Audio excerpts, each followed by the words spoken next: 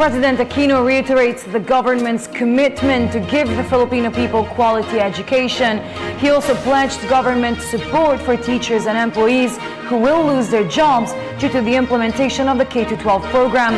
The president spoke during the inauguration and turnover of constructed school buildings in Bulacan and Tarlac. Rocky Ignacio was there and filed this report. In Region 3 as The Aquino administration assures public of quality education by enhancing programs that would end the more than 66,000 classrooms backlog in the country. President Aquino inaugurates school buildings and classrooms in Bulacan and Tarlac provinces. In Malolos, the president led the ceremonial turnover of two-story buildings of the Department of Education under Public-Private Partnership or PPP for School Infrastructure Project or PSIP.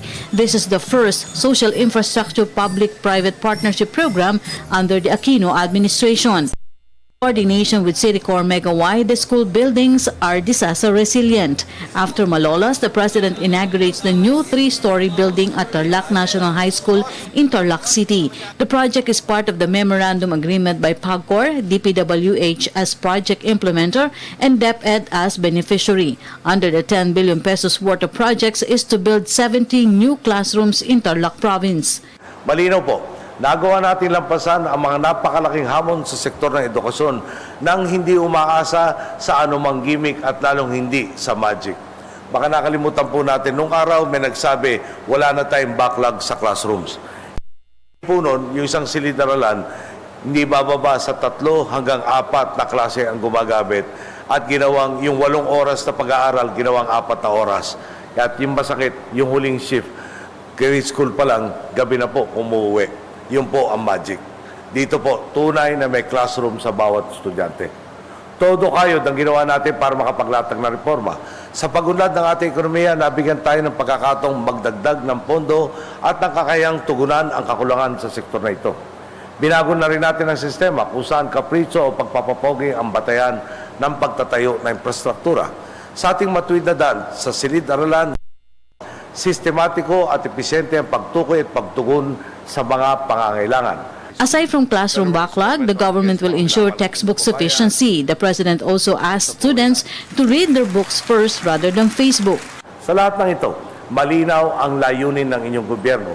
Siguruhin ang mga bakanting trabaho sa merkado ay pupunan ng mga graduates sa may angking talino, husay at sapat na pagsasanay.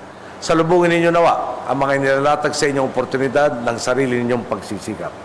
Marahil, ilang beses nyo na itong narinig mula sa inyong mga magulang, pero ito naman ang galing sa Pangulo ng Pilipinas. Mag-aaral po kayo sana. Naariyan na ang lahat ng suporta, pero hindi naman pwedeng ako ang matuto para sa inyo. Unahin ninyo ang pagbubuklat ng aklat bago ang pagbubukas ng Facebook. Tapusin muna ang mga takdang aralin bago ang raid sa Clash of Clans. Dahil gaya nga ng lagi ko sinasabi, kayo ang magpapatuloy sa lahat ng ito. Meanwhile, President Aquino orders concerned agencies to formulate measures that will support teachers from state colleges and university that would be affected by the implementations of the K-12 program. Nakatutok na po tayo sa matagumpay na implementasyon ng ating K-12 Basic Education Program. Bibigyan ko po, hindi lang para sa mga estudyante ang ginagawa natin paghahanda. Kamakailan lang, nagkaroon kami ng pagpupulong ukol sa posibleng ibunga ng K-12.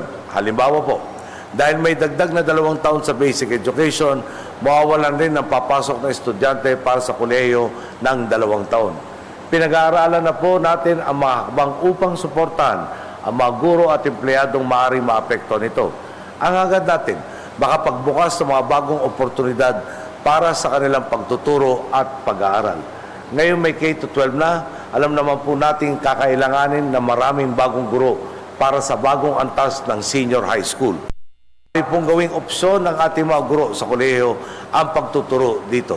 Bukod dito, inilalatag na rin natin ang pagpapatupad ng inisyatiba upang suportahan ang mga guro sa state universities and colleges na gustong kumuha ng master's at doctoral degree habang nagaganap ang transisyon dito sa K-12. For the People's Television, Rocky Ignacio.